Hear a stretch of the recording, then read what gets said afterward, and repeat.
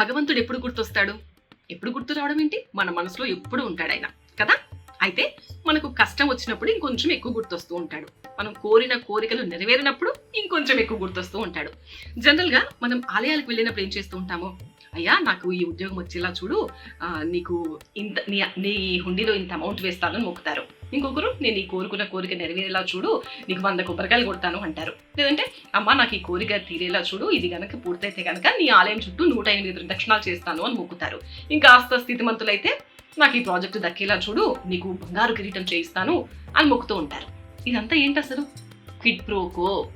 Quid pro quo అంటే నువ్వు నాకు ఇది చెయ్యి, నేను నీకు ఇది చేస్తా. ఇది ఒక రకమైన వ్యాపారం లాంటిదే అనుకోవచ్చు. సో భగవంతుడి దగ్గర మనం క్విడ్ ప్రోకో చేయొచ్చా?